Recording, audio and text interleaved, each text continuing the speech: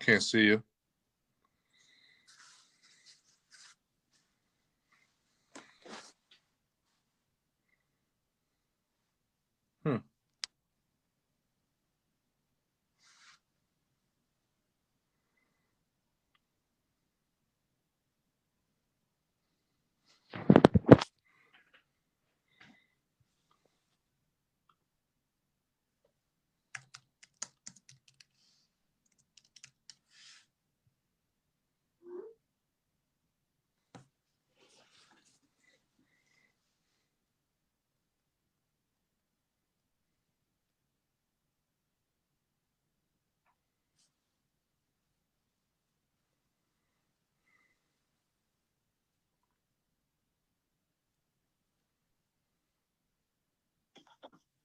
Hello, there you are. How's it going? I'm well. How are you today? I'm doing well. Thank you so much. What's your name, Michael? Michael Smith. Yes, sir. All right. Great to meet you. Where are you from? I'm from Columbus, Ohio, calling you today. Oh, nice. Awesome. Very cool. Very cool. So I'm in New York. Have you been on Pitch Investors Live before? I have not. This will be my first pitch. I've explored the app in depth and watched a lot of your videos, a lot of the how-tos, really taking advantage of everything you guys have to offer, which I love and really excited to use. But yeah, this will be my first one-on-one with anyone from your team. Nice. Very cool. So the concept here, it's one-on-one, you and I, but there's an audience that's potentially watching us both on the app and online, and it'll live online. So that's great. Looking forward to it. Yeah. So if it's not me, maybe there's other opportunities out there for you. So that's great. Looking forward to it. Yeah. So let's hear what you got going on. All right. So for about 22 years, I was in the hospitality industry. 15 of those was as a chef. I kind of worked my way up from the ground level up. A lot of my time spent, a lot of weekends, nights, days, kind of in the kitchen, managing people, etc., like a lot of other people have. The key to my success was organization of my workstation. In that time, I realized and kind of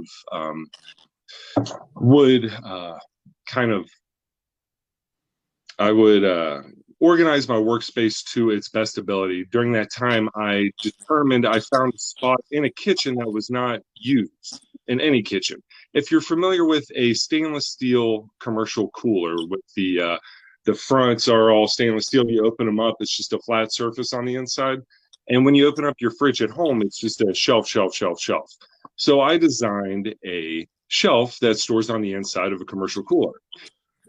It is a design to store and dispense prefilled ramekins, which are the 2-ounce portion cup that you get in every single restaurant across America. As a chef or in the back of the house, you pre-fill those, put a cap on them, and put them in your cooler. So whenever you get an order coming across your line, you grab the cup, pop the tap, send it out the door, good to go. So this way, you free up space on your shelf inside the commercial cooler. You utilize the space that's never been used before. And with the pandemic going on right now, not to take advantage of a situation, but this actually offers another line of defense between your coworkers, your back of the house and your front of the house, and your front of the house and your clientele. So it allows them to grab an essential grab and go station for condiments or even concessions. If you're in a cafeteria type setting, you can use it inside a cooler, inside a freezer, or on the outside for shelf stable ingredients. It's incredibly simple. We have a utility patent on it, and we're working on a second to increase our box around our, for what a patent does and what the infringement is. So we kind of locking down the design on it. The device dispenses ramekins, and we call it the Rameking with a G. Mm-hmm. Okay. Rameking, the patentability of it is for it allows you to dispense 1.5 ounce, 2 ounce, 3 ounce, and 4 ounce cups.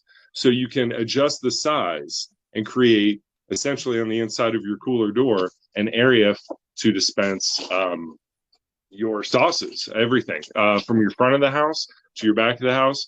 It saves time, money, and like I said, with the COVID, it does create an additional barrier of protection. And I've been working on this for many years. I've got many prototypes. I've actually had my latest prototype in a restaurant currently, and they have been using it for about a month. They absolutely love it. They're waiting to get more. We're building another prototype now to send to Ohio State University. I used to work for them in manage their concessions for all their athletics departments. So I have a lot of contacts in the industry in my area in the Columbus, Ohio market. I also have a sales. We have 3 people on our team: a CFO who handles all of our financials, business plannings, we have a 5-year plan for every penny we need and where it's going to go. And then we have a sales specialist who also has about 25 years in business to business sales and working on our getting into the market. So that's kind of where we're at now. We've worked with a local manufacturer, plastics injection manufacturer, and they will be able to handle everything from order fulfillment to manufacturing it. So it's a one-stop shop, which is great. And it's just one item. It's not a whole catalog of items. It's one UPC. And we're really confident that this is going to be it has the potential to be a industry standard. Sorry, someone called me. That's okay. Cool, very cool. So, so you're in prototype phase. Can you see me, by the way? I can't, but I can hear you just fine. Huh.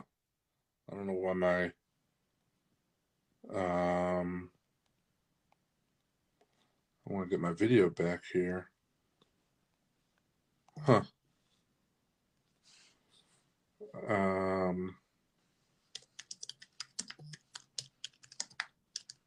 All right, so we'll keep talking. Sure. So you're in prototype phase right now, right? We're actually beyond prototype phase. We've proven our latest prototype for functionality and design. So I believe we are past that. With investors, if they require additional proving, we can definitely put a prototype in another facility or in a facility of their choice to further prove the design of the Rameking. Okay. I mean, listen, it makes a lot of sense. Great. I've just been looking online here to see. Yeah. To see if anything else exists like it. I'm not seeing it, honestly. What's the reason why this doesn't exist right now? I mean, restaurants have been around for many years. Why does this not exist? Well, my reasoning for that, I started cooking in about 2000, and I designed this shortly thereafter. And I went to national plastics manufacturers like Cambro, Carlisle, some of the big names, and asked them if they had anything like this, or if they would just be willing to make it, because I would really like to buy one for my kitchen. They never really got back to me or said they weren't really interested. So I took it upon myself to make it. I believe that the only reason it has not been made is because people just think that it's either not possible or not feasible, or it's already been done, or it can't be done. In this patenting process, I've kind of taken everything on myself. We did hire a very reputable intellectual property lawyer to handle our patent. So we're really, really confident with our utility patent and the box of protection it provides around us. But I believe that no one really just thought of it. As simple as it sounds, it's nothing major. It's not going to solve the world's problems, but it's a simple device that can be used in virtually any commercial kitchen, food truck, hotel, gas station, anywhere where there's a grab and go type of concession area. This can be utilized. Gotcha. Okay. Can it be used for other things besides ramekins? Like, why not just put shelving on the door? On the door. This will allow you to separate your sauces. So when I was the chef, I would have about 10 different ramekins that I would have to pre-fill and cap before dinner service. Everything from pico de gallo to barbecue sauce, honey mustard, ranch, all the silly sauces. This allows you to create a ramekin for each sauce, as opposed to a No, shelf. no, I got it. But why not, you know, instead of just make it for ramekins, why not have it for other, you know, why not just have a shelving system like, you know, like my refrigerator in my house has? You definitely can. There's nothing. Um, our first ramekin that we had made was not patentable because the design was obvious. So we had to create a patentability part of it to protect the item. Otherwise, we felt if we brought it to market, it would just be instantly be copied. We still feel like it'll still be copied to an extent when we bring it to market, but we want to give ourselves as much protection as possible. I don't feel, I feel like you'd be able to bring a shelving system to the marketplace very simply. I just don't, I'm not sure if you'd be able to patent it. That's okay. You don't need to patent. You don't need to patent Yeah, everything. no, then I don't foresee. I mean, you could very easily. You have approximately 3¼ inches from the interior of the door to the interior of the shelf for most commercial kitchen refrigerators and freezers. So storing things in that area would limit you as what I mean. I That's got you. yeah, yeah. So ramekins make sense. They typically the way they're stored now are in pans, what we call six pans, that take up an entire shelf, or they're simply stored vertically stacked up on a shelf, which is a nightmare if you knock them over. They get all over the inside of your cooler. Other problems this solves is food rotation. You put it in the top; it's the first one you're going to dispense. Every food inspector I've shown this to has absolutely loved it. Working with even chiropractors, which is a little bit of a stretch, but I think there might be a market for the constant bending over or reaching up on your tiptoes to get a ramekin out of a difficult, hard to reach place inside a cooler. This creates a simple, very easy motion. Just open up the door, grab it, go. It's literally less than 2 seconds to grab a ramekin. Gotcha. What's the so what's your plan from here? Like you know, what are the next steps? My next step is to secure money to create my plastic injection mold, and How that much is will that? approximately 40,000. Okay. Then we're also asking for money to create inventory from that mold, and that enough inventory for for all the investors to break even. So at the very least, you will make your money back. Well, I mean, that's kind of our goal is at the very least, we're kind of a no risk. We're going to get the inventory we made. If we can sell all that, when we sell all that inventory, at the very least, you'll get your money back. And then our ROI on this has been planned out to a very, very, very small market penetration. So we're not trying to say you're going to get millions and billions of dollars off this. I mean, I really think you will get millions, but it's a very simple device that can be installed and with no. I mean, it's just installed with a double-sided tape that goes up on the back. Very simple. So how do you get it out there? This is a, you know, kind of like a B2B play. Like what's Sure. what's this distribution plan? Distribution plan right now is we're going to work on it solely ourselves. We have got our sales specialist in our team, and I can definitely bring them on board if you would like to speak with them as well. We're currently working with a local high school, Pickerington local high school, and going to try and get the Rameking into there. So we're looking to get the Rameking into credited industries and universities type of places, as opposed to a like a Bob Evans or Applebee's. Ideally, that's where we want to be. But I think initially, if we get a prototype into Ohio State University, which I've got several connections with, I'm trying to get in there next week to install one of these.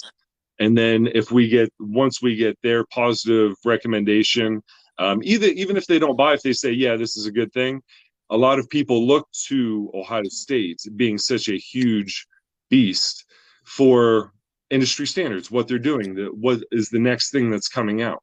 So if they adopt this, put that in some of their facilities, then we believe that it will spread out from there. Right. Okay. Yes and no. I mean, you gotta have the strategy in place to get it out there. But so what about like connecting with like distributors who are already selling product and supplies into restaurants? We do have a relationship with several national distributors. Local one is Advantage Waypoint, and another a national one is Wasserstrom. Both are in the area, and in our business plan, we've also incorporated monies to go to them and a pricing structure for them to sell it. So we were also. Have you talked to them? I'm sorry? Have you talked to them? We have talked to, we have not talked to Wasserstrom yet, but we have talked to Advantage Waypoint, and they are very interested in bringing us aboard. Gotcha. Okay. How much does it cost you to make, and what do you sell for? We are planning on selling one item. Let's see, I believe it was for $60 for 1 unit, 4 units for $160, and then a pallet gets cheaper. Ideally, we'd like to sell 4 to 10 units per restaurant. And what does 1 unit cost you? Approximately, I believe. Let's see my number right here.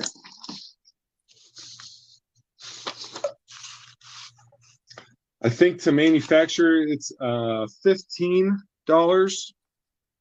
and then we have all of our marketing monies tied or planned in it, shipping, everything for the box that it ships in.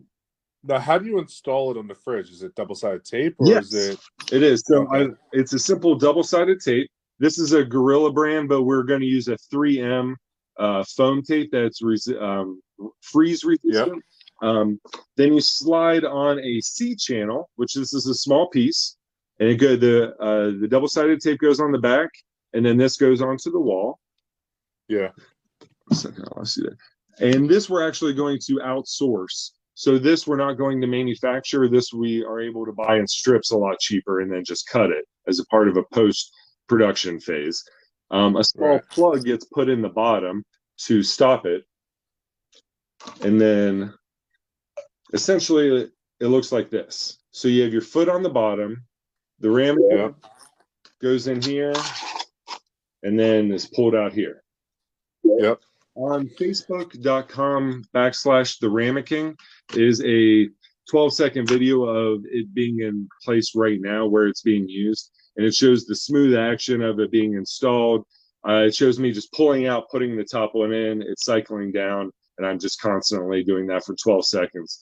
When I installed it into a prep kitchen, a lot of the cooks there, English wasn't their first language. So me being used to that, I was kind of explaining. They were interested in what I was doing. So I showed them what it was, and as soon as I put it in, instantly they all got it. We're like, "Oh my God, this is great! We need more of these. This is amazing." So pretty much everyone I've shown it to, whether it's people been in the industry or outside of the industry, it kind of just clicks and they get it, and they're like, "Well, why isn't it?" Yeah, no, I get it. Yeah. I get it. I'm not in the restaurant industry whatsoever, so a little inexperienced in that side. But I get it. How much money have you put into it so far, into the business?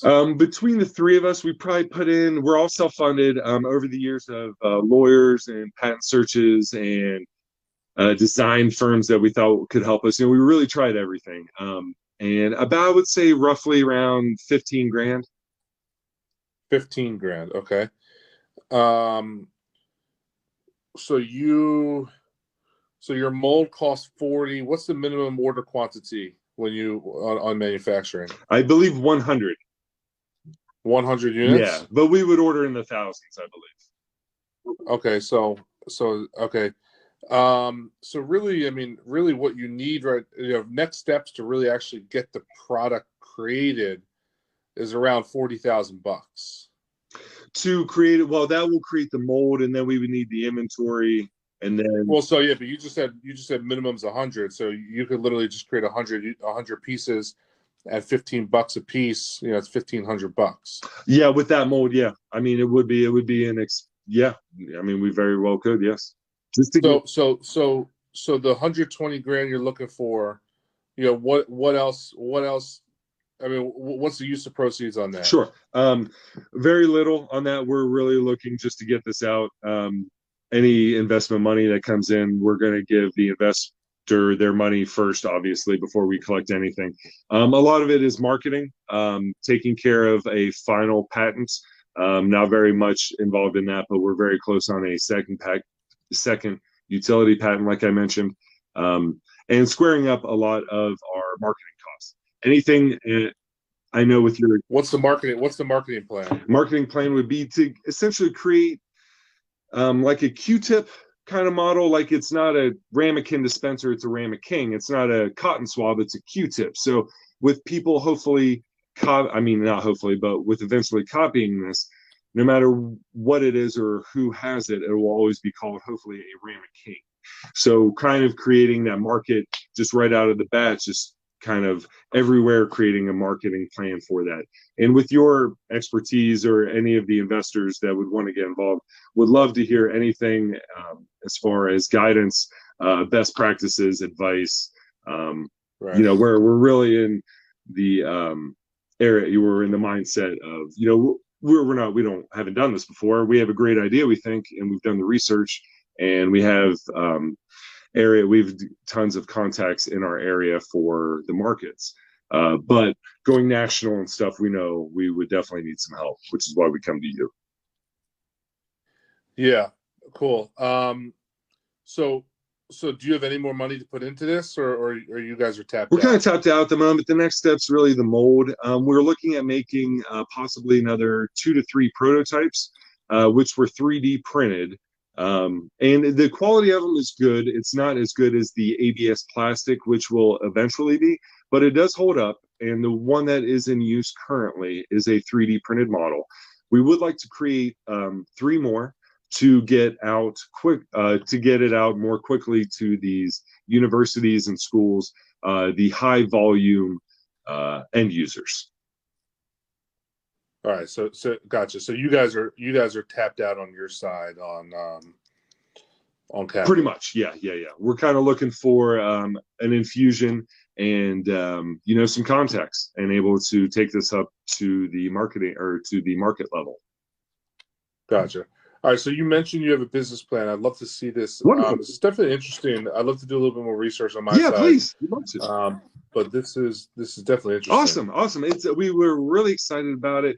I know a lot of your videos have said, don't say there's nothing like it on the market, because that means you don't have a market. But we really haven't seen much of anything else comparable. And it really helps create. And there's a couple, we've got some idea or some a list of other people that were eager to try it. Embassy Suites, I'm friends with the GM here, and they're going to try it out as soon as I get them a prototype. People like some executive chefs at Hilton really like it.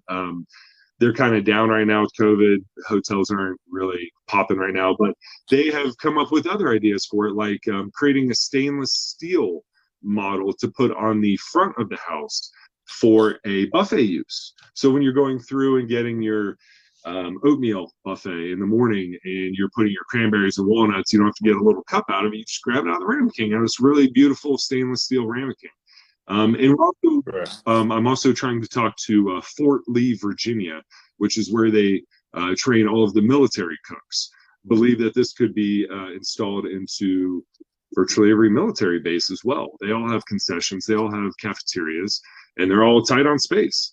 And if we create a military model, one that is not sold to the civilians, all it has to do is one thing has to be different from it. It could be made camouflage. We could put aluminum flakes in the plastic, very minor thing.